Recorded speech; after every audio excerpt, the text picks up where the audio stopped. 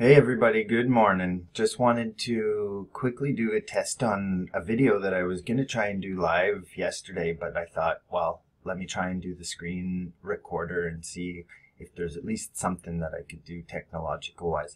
So what I'm going to do is walk you through just a couple of the tips that I typically give my classes around Google Scholar. And Google Scholar is an excellent piece of software, or I guess an online browser that through Google you'd be able to manage all sorts of citations, searches, etc., etc. Now the good thing is that when you are plugged in to one of the university's computers through hardwire, so online laptops or off-campus work, those types of things, won't exactly work as good as you can. So I'm going to point you out to a couple things. One, once you're logged in with your Nipissing community email, you'll be able to see your profile up in the top right corner. That's how you know you're doing all right. Like I had said, Google Scholar is, well, Google has tremendous reach now, and they've worked very hard to be able to get all the online journals and databases configured into one easy to search website, Google Scholar. My advice would be bookmark this site. If not, you can type in Google Scholar to any Google search engine, or you can do your, you can find it through the Google Suite in the 9 squares that are usually up here right by your login information. So a couple of things that I usually like to tell students is you're free to use Google search terms very simply.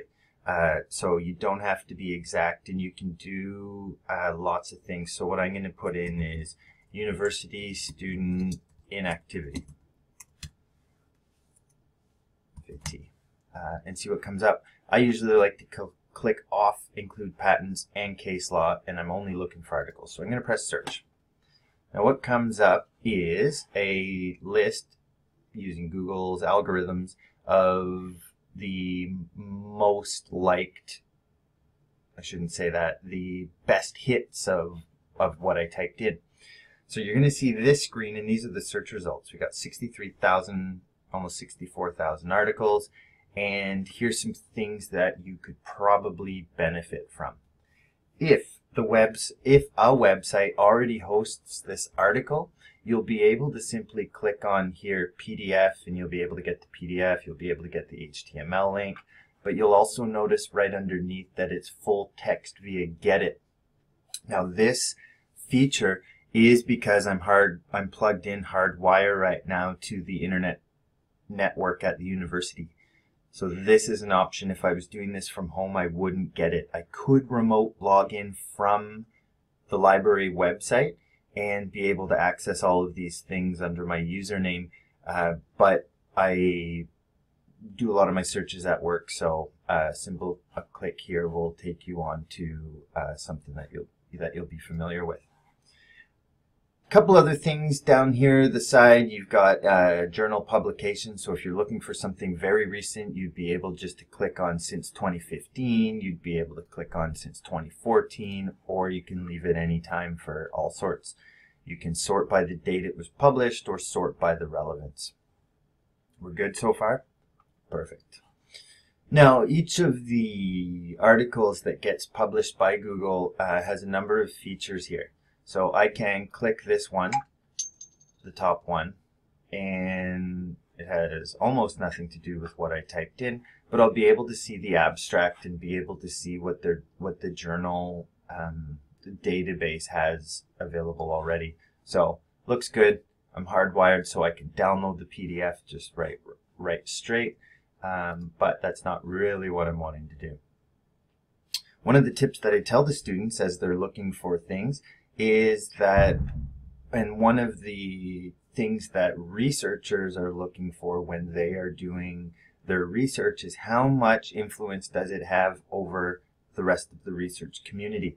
Now, one way we indicate that is by how many times it's been cited since it's been published.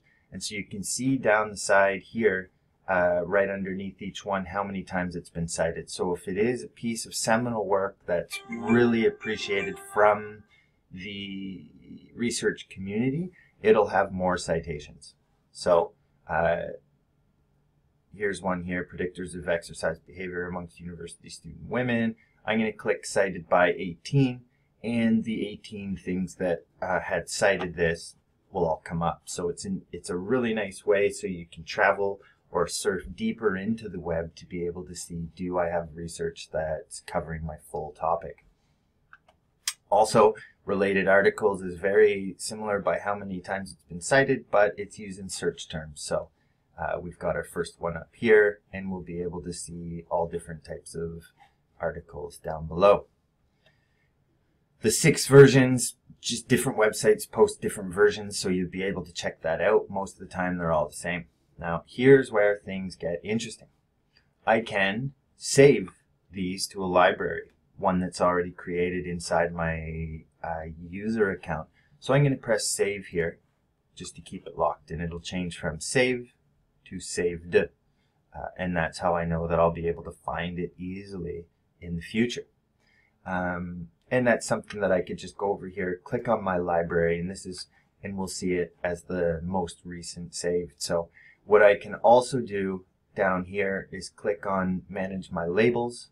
I can create a new label called student activity.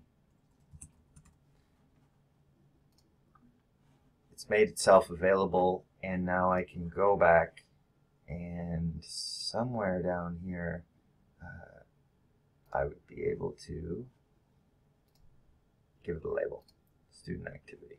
So now it's comes up in my folder. What am I doing? And now under student activity, I have a list of my journal articles. So we're doing okay here, folks. So I'm going to go back because there's one more thing that I wanted to show you, and that is down the side.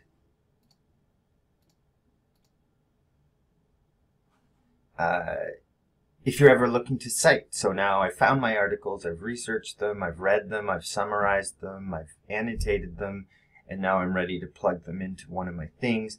Google's got this cite button as well, so I can click cite and it shoots me up MLA citation format, the APA citation format, and the Chicago.